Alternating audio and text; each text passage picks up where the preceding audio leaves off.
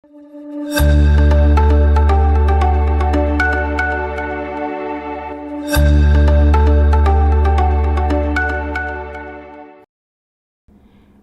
Usha, the Golden Girl. P.T. Usha, India. This was the address on a letter from the Middle East. The letter was delivered by the postal department with no delay whatsoever. This was the status of Pilavullakandi Tekkaparambil Usha, who was born as the second daughter of Paithal and Lakshmi Amma on 20th May 1964 in the village of Payyoli, Kozhikode district, Kerala.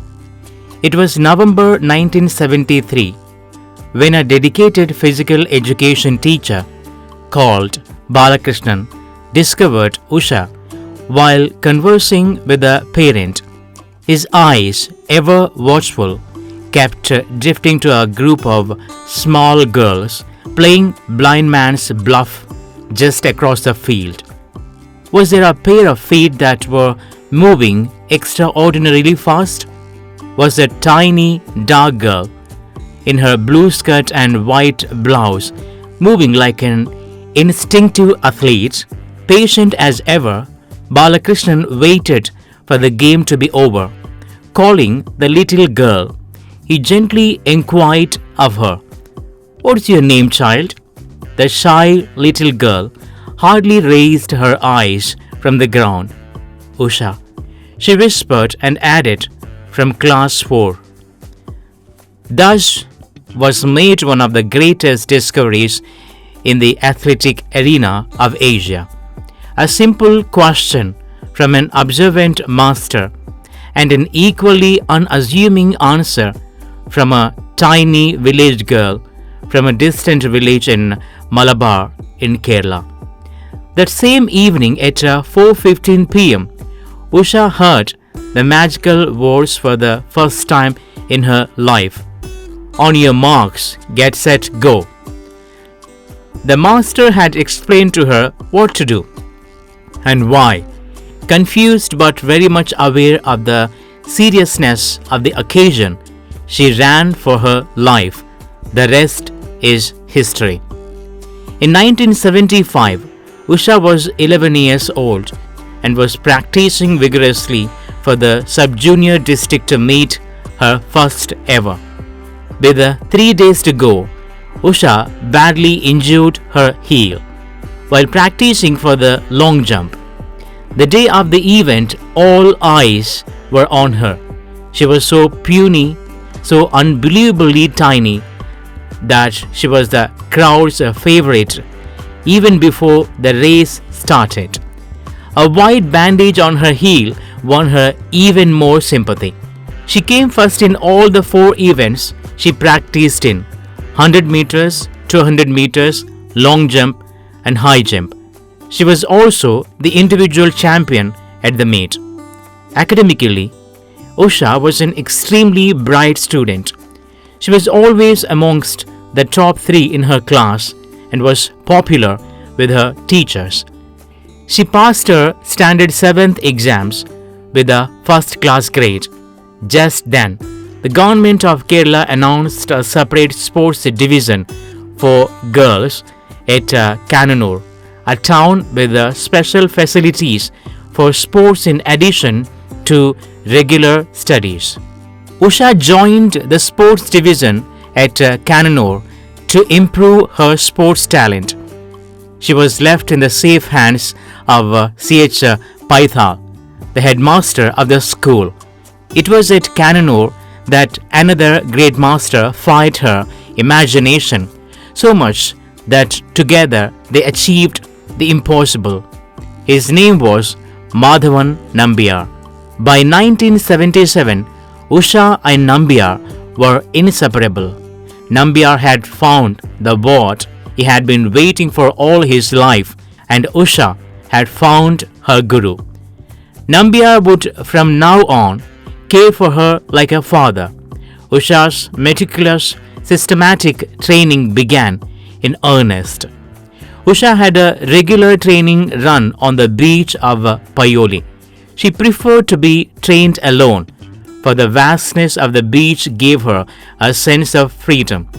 She ran joyfully and freely, and she derived her strength from the serenity and peace of her beloved Kerala surroundings.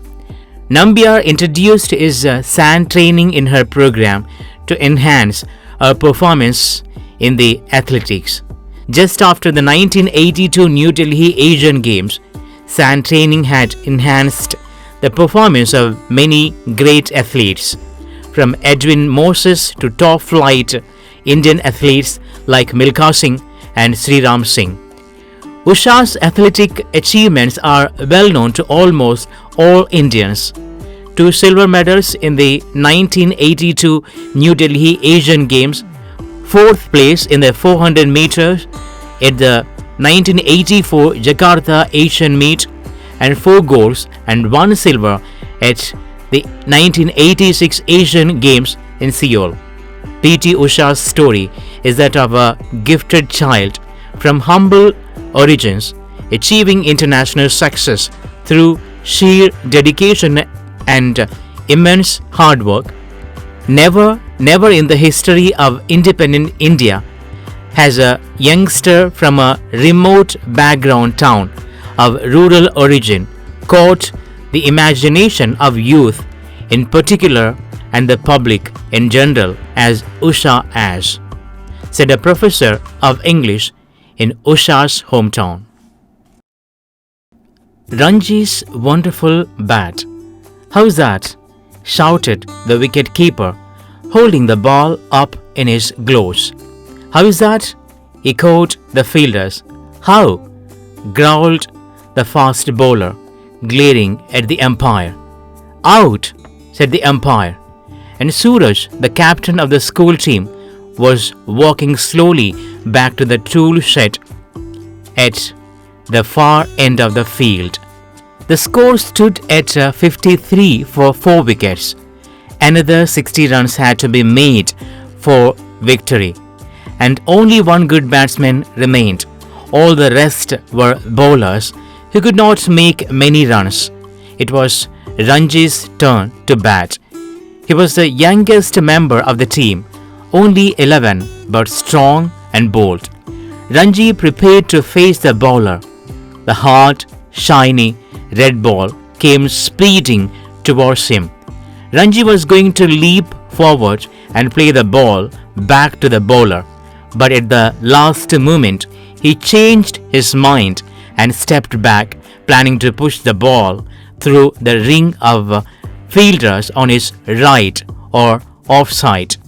The ball swung in the air, shot off the grass, and came through sharply to strike Ranji on his pads. The umpire raised a finger. Out, he said, and it was Ranji's turn to walk back to the tool shed. The match was won by the visiting team. Never mind, said Suraj, patting Ranji on the back. You will do better next time. But their cricket coach was more strict. You will have to make more runs in the next game, he told Ranji, or you will lose your place in the side. Avoiding the other players, Ranji walked slowly homewards. He was very upset. He had been trying so hard and practicing so regularly, but when an important game came along, he failed to make a big score. On his way home, he had to pass Mr. Kumar's sports shop. He liked to chat with the owner or look at all the things on the shelves: footballs, cricket balls, badminton rackets, hockey sticks, and balls of various shapes and sizes. Mr. Kumar had been a state player once and had scored a century in a match against Tanzania. But this was one day when he did not feel like stopping. He looked the other way and was about to cross the road when Mr. Kumar's voice stopped him. Hello, Ranji. Why are you looking so sad? Lost the game today? Ranji felt better as soon as he was inside the shop. Yes, we lost the match. Never mind, said Mr. Kumar. What would we do without losers? Anyway, how many runs did you make? None. A big round egg. I haven't made a good score in my last 3 matches, said Ranji. I'll be dropped from the team if I don't do something in the next game. Well, we can't have that happening, said Mr. Kumar. Something will have to be done about it. I'm just unlucky, said Ranji. Maybe, but in that case, it's time your luck changed. Mr. Kumar began looking closely at a number of old cricket bats, and after a few minutes he said, and he picked up one of the bats and held it out to Ranji. This is it, he said. This is the luckiest of all my old bats. This is a bat I made a century with. He held it out to Ranji. Here, take it. I'll lend it to you for the rest of the cricket season. You won't fail with it. Ranji took the bat and gazed at it with awe and delight. Is it really the bat you made a century with? He asked. It is, said Mr. Kumar. It may get you 100 runs too. Ranji spent a nervous week waiting for Saturday's match. He asked Koki, the girl next door, to bowl to him in the garden. Koki bowled quite well. At last Saturday arrived, bright and sunny, just right for cricket. Suraj won the toss for the school and decided to bat first. The opening batsman put on 30 runs without being separated. The visiting fast bowlers couldn't do much. Then the spin bowlers came on, and immediately there was a change in the game. 2 wickets fell in 1 over, and the score was 33 for 2. Suraj made a few quick runs, and then he too was out to one of the spinners, caught behind the wicket, and it was Ranji's turn. He walked slowly to the wicket. The bowler took a short run, and then the ball was twirling towards Ranji, and then a thrill ran through Ranji's arm as he felt the ball meet the bat. Crack! The ball hit firmly with the middle of Ranji's bat, streaked past the helpless bowler and sped towards the boundary. 4 runs. And that was only the beginning. Now Ranji began to play all the strokes he knew. He sent the fielders scampering to all corners of the field. 20 minutes after lunch, when Suraj closed the innings, Ranji was not out with 58, and Ranji's school won the match. On his way home, Ranji stopped at Mr. Kumar's shop. We won, he said, and I made 58, my highest score so far. It really is a lucky bat. Ruskin Bond.